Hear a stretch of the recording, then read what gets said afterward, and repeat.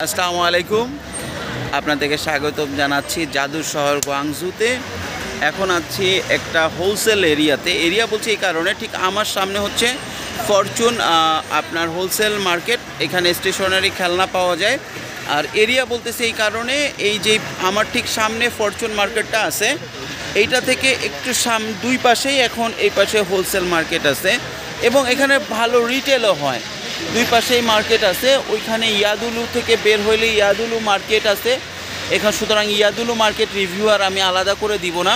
আমি আপনাদেরকে মার্কেটগুলো, গোয়াংজুর মার্কেটগুলো দেখানোর চেষ্টা করছিলাম। ইয়াদুলু থেকে নামলেই মার্কেট, আর এই দিকে গেলে হচ্ছে আমার এই মার্কেট থেকে সামনাসামনি দাঁড়াইলে বাম দিকে হচ্ছে আপনার ওয়ান প্লাজা।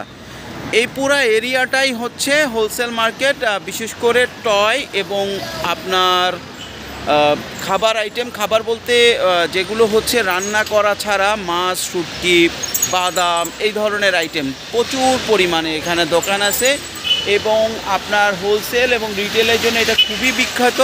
তবে এইখানে যারা আসেন তারা ছোট ছোট কোয়ান্টিটির এইখানে যে আইটেমগুলো খেলনা বা আপনার পাওয়া যায়, এগুলো যদি আপনি বড় কোয়ান্টিটি নেন, এগুলোকে ফ্যাক্টরিতে যাওয়া ভালো, বিশেষ করে খেলনা আর স্টেশনারির জন্য।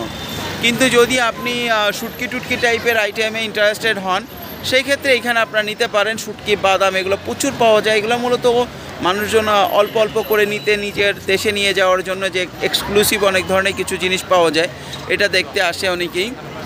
এবং যারা শর্ট কোয়ান্টিটি খেলনা এবং শর্ট কোয়ান্টিটি স্টেশনারি নেয়, তাদের জন্য এই মার্কেটটা বেশ ভালো। আপনারা যদি গোয়াংজুতে আসেন, এই মার্কেটটা একবার ভিজিট করবেন, আপনাদের ব্যাপক আইডিয়া হবে চায়না কী ধরনের খাবার খায় সেটা দেখতে পারবেন। এবং খেলনা যদি আপনি সিঙ্গেল পিস খেলনা বাচ্চাদের জন্য কিনতে চান বা কোনো স্টেশনারি কিনতে চান, এখানে আপনারা আসতে পারেন।